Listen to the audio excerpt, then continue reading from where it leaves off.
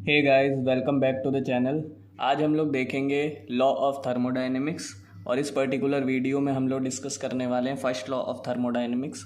तो थर्मोडायनेमिक्स को शुरू करने से पहले बता दूं कि पार्टिकल की अगर थर्मल स्टडी हम लोग करते हैं, यानी कि उसके टेम्परेचर और उसके इफ़ेक्ट के बारे में हम बात करते हैं, तो उस चीज़ को थर्मल स्टडी बोला जाता है फिज़िक्स में।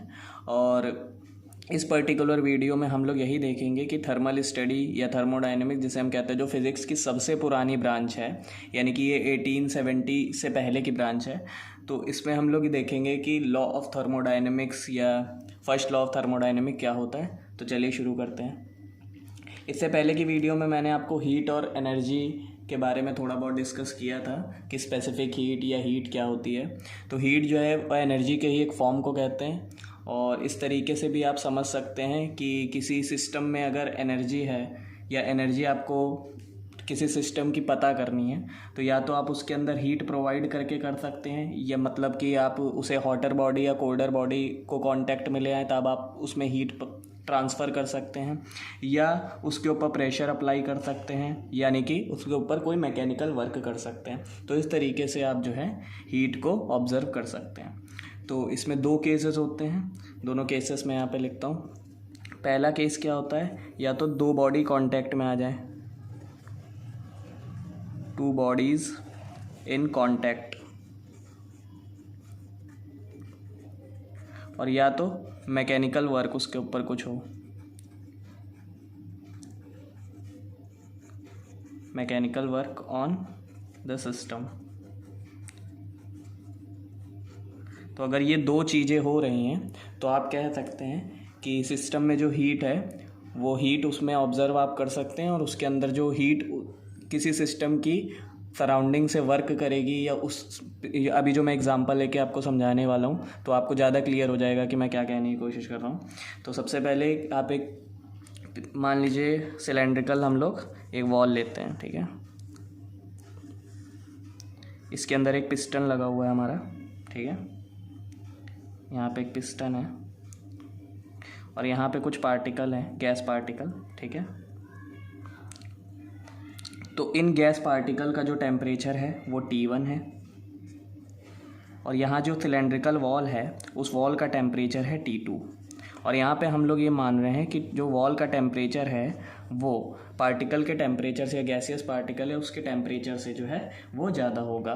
तो जब ये ज़्यादा होगा तो ये दोनों आपस में कोलाइड करेंगे, यानी कि हीट ट्रांसफ़र होगा, क्योंकि टेम्परेचर जब ज़्यादा होता है तो वो हीट ट्रांसफ़र करता है अपने से छोटे टेम्परेचर की तरफ, यानी कि हॉटर बॉडी से कोल्डर बॉडी की तरफ जो है आपका टेम्परेचर ट्रांसफ़र होता है। तो हम लोग ये कह सकते हैं कि जैसे ही टेम्परेचर ट्रांसफ़र होगा, यानी इक्विलिब्रियम की स्टेट आएगी, तो इन पार्टिकल की जो है वो इंटरनल एनर्जी इंक्रीज़ होगी, ठीक है। इंटरनल एनर्जी इंक्रीज़ होने का मतलब है कि हीट बढ़ेगी उसके अंदर।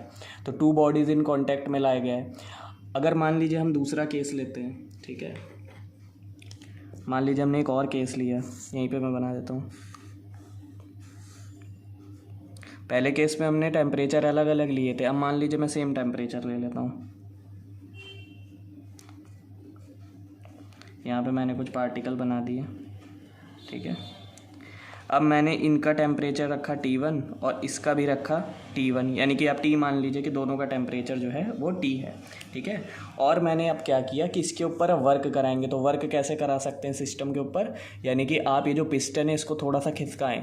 जब इस पर आप खिसकाएंगे तो सिस्टम पर कुछ वर्क होगा, क्योंकि आप पिस्टन खिसका के सिस्टम पे कुछ वर्क करने जा रहे हैं। और जब सिस्टम पे कुछ वर्क होगा तो यानी कि ये कोलाइड होगा भाई, ये जो पार्टिकल हैं ये इस वॉल से टकराएंगे, और जब वॉल से टकराएंगे इलास्टिक कोलिजन होगा, और इस कोलिजन की वजह से इनकी इंटरनल एनर्जी इंक्रीज़ होगी। टेम्परेचर जो है वो सेम है, लेकिन आपने पिस्टन खिसकाया, यानी कि आप इसका प्रेशर बढ़ा रहे हैं भाई, इसकी डेंसिटी बढ़ जाएगी। जैसे आप पिस्टन इधर खिसकाएंगे तो इसके अंदर जो है इंटरनल एनर्जी जो होती है वो इंक्रीज़ हो जाएगी, यानी कि मैकेनिकल वर्क इस पर आपने कुछ किया हुआ है। तो ये दोनों केस हैं, इन दोनों को कंबाइन करके भी आप कर सकते हैं। मान लीजिए कि मैं आपको ऐसे थ्योरेटिकली बता दे रहा हूँ। मान लीजिए कि आपके पास एक सिलेंड्रिकल है सिस्टम है, उसके ऊपर पिस्टन लगा हुआ है, और वो आपने एक स्टोव पे रख दिया। स्टोव मान लीजिए, या गैस जो घर पे आप यूज़ करते हो उसके ऊपर मान लिया आपने रख दिया, ठीक है। तो उसके अंदर कुछ गैसियस पार्टिकल हैं। अब जैसे ही वो आप उसको गर्म करेंगे तो उसमें क्या होगा कि बाहर से आप हीट एनर्जी उसको दे रहे हैं, कांटेक्ट में दे रहे हैं, तो उसकी इंटरनल एनर्जी इंक्रीज़ होगी, यानी उसके अंदर आपने डेल्टा क्यू हीट प्रोवाइड करी है, उस सिस्टम में डेल्टा क्यू हीट आपने प्रोवाइड करी है, ठीक है। और जो पिस्टन लगा हुआ, अब जब ये गैसेस पार्टिकल गर्म होंगे तो इसको यहाँ की तरफ, यानी कि इधर तरफ जो है, मान लीजिए यहाँ स्टोव पे ये रखा हुआ है, ठीक है, ये स्टोव है, इसके ऊपर यहाँ से हीट इसको देगा और ये जो पार्टिकल हैं ये गर्म होंगे, तो इससे जो हीट इधर जा रही है वो डेल्टा क्यू हीट है। अब यहाँ पे डेल्टा क्यू हीट जब आएगी तो ये मोशन करने लगेंगे। ये तो आपको पता होगा कि पार्टिकल जो है जैसे ही इसमें हीट प्रोवाइड करते हैं तो मोशन करने लग जाते हैं। जैसे ही ये मोशन के स्टेट में आएगा तो ये पिस्टन को बाहर की तरफ धकेलेंगे, यानी इस पर अब कुछ वर्क डन होगा। मान लीजिए वर्क डन डेल्टा डब्ल्यू हो रहा है, ठीक है। तो टोटल आपके पास जो एनर्जी आ जाए वो क्या आ जाएगी, delta Q minus delta W, ठीक है। और ये बराबर आ जाएगा डेल्टा यू के, जहाँ पे डेल्टा यू क्या है, where delta U is equal to increase in internal energy, increase in internal energy। अब यहाँ पे इस स्टेटमेंट को जो मैंने यहाँ पे लिख दी है इक्वेशन 1, ठीक है, इसका क्या मतलब है। अब आपके पास टोटल एनर्जी जो आपको मिली थी या टोटल हीट जो आपको मिली थी वो क्या थी, डेल्टा क्यू। आपने डेल्टा डब्ल्यू जो है वर्क डन कर दिया, यानी उससे माइनस कर दिया, और यही आपकी इंटरनल एनर्जी थी। भाई जितनी हीट मिली उससे आपने उतना वर्क डन माइनस कर दिया, तो वो टोटल एनर्जी के बराबर हो गई। अब इसको ऐसे भी लिखा जा सकता है इस स्टेटमेंट को, delta Q is equal to delta U plus delta W.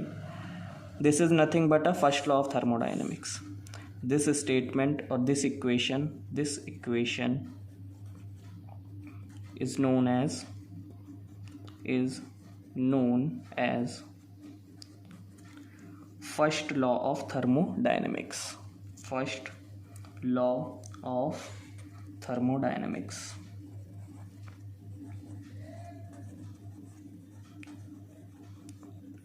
अब थर्मोडायनेमिक्स की जब बात हो रही है तो हम लोग थर्मोडायनेमिक्स में एक तरीके से आप कह सकते हैं कि मैक्रोस्कोपिक स्टडी करते थे, लेकिन सिस्टम जब इक्विलिब्रियम की स्टेट में हो।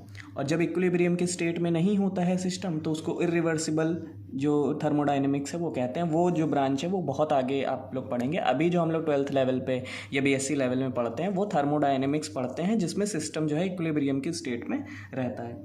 और जैसे ही आप इसमें हीट प्रोवाइड करेंगे तो सिस्टम में जो पार्टिकल हैं वो काइनेटिक एनर्जी की मैंने जो थ्योरी बताई थी उसके हिसाब से वो जो है मूव डाउन करना शुरू कर देंगे और जो है ब्राउनियन मोशन शुरू कर देंगे। तो ये था आपका फर्स्ट लॉ ऑफ थर्मोडायनेमिक्स। अब इसको बहुत अच्छे से समझने के लिए हमको इसके ऊपर एक न्यूमेरिकल करना पड़ेगा, जो कि देखेंगे हम लोग नेक्स्ट सेक्शन के अंदर। तो आइए हम लोग अब देखेंगे कि फर्स्ट लॉ ऑफ थर्मोडायनेमिक्स का न्यूमेरिकल में कैसे हम लोग यूज़ करके उसकी वैल्यू या इंटरनल एनर्जी इंक्रीज़ कितनी हुई है वो निकाल सकते हैं। तो यहाँ पे हमारे पास एक न्यूमेरिकल दिया गया है। A gas is contained in a vessel fitted with a movable piston. The container is placed on a hot stove. A total 100 calorie of heat is given to the gas and the gas does 40 joule of work in the expansion. Calculate increase in the internal energy.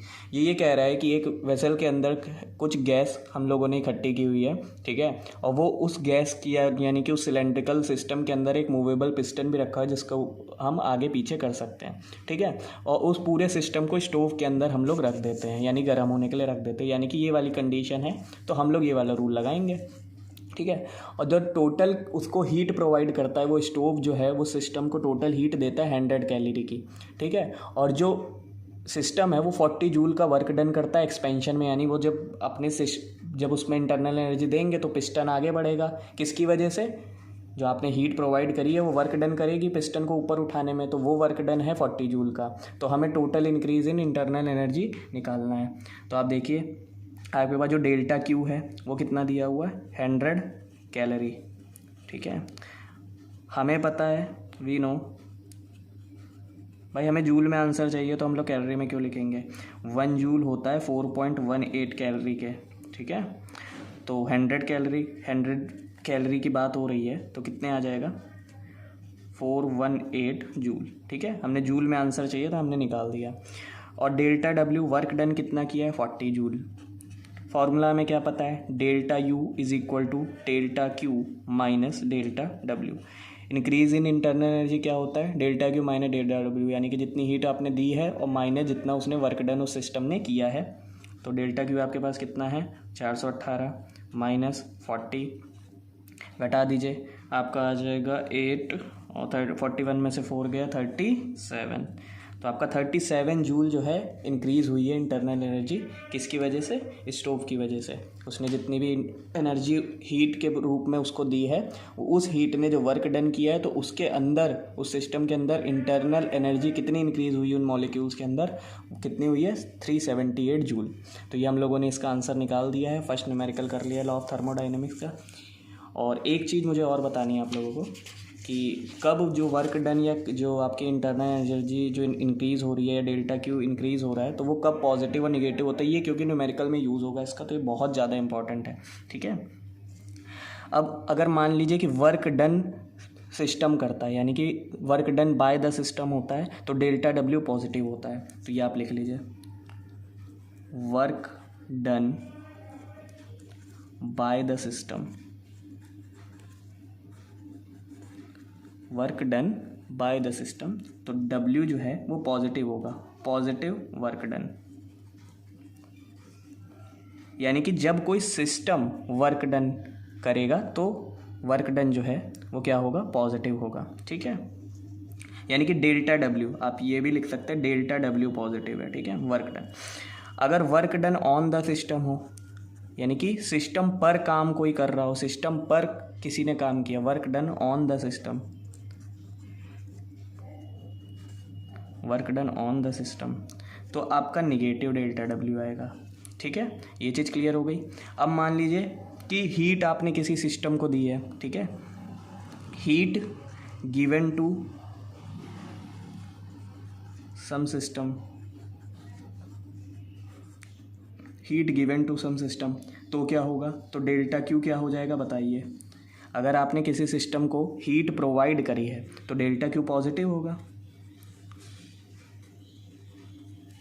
अगर किसी system, मतलब ये आपका system है, इसने heat provide, इस heat given to some system है, ये याद रखिएगा, मतलब सिस्टम में हीट दी जा रही है। अब सिस्टम किसी को हीट दे तो, यानी कि heat given by the system, पहले सिस्टम में हीट दे रहे थे, अब सिस्टम हीट दे रहा है, heat given by the system, ये कितना हो जाएगा? इसमें जब आप निकालते हो तो डेल्टा क्यू क्या आता है? निगेटिव आता है। अब जो ये आपका पॉजिटिव डेल्टा डब्ल्यू है, यानी work done by the system है, तो जब वर्क डन कोई सिस्टम करेगा तो उसकी इंटरनल एनर्जी क्या हो जाएगी? क्या हो जाएगी? डिक्रीज़ हो जाएगी। ठीक है, और मान लीजिए कि पॉजिटिव डेल्टा क्यू है, यानी कि heat given to some system है, यानी किसी सिस्टम में हीट दी जा रही है, तो डेल्टा क्यू क्या हो जाएगा? इंक्रीज़ हो जाएगा, यानी कि डेल्टा डब्ल्यू जो है वो डिक्रीज़ हो जाएगा। ठीक है, और डेल्टा क्यू जो है वो इंक्रीज़ हो जाएगा। ठीक है, तो आज की वीडियो के लिए इतना ही, मिलते हैं आपसे नेक्स्ट वीडियो में। Thank you.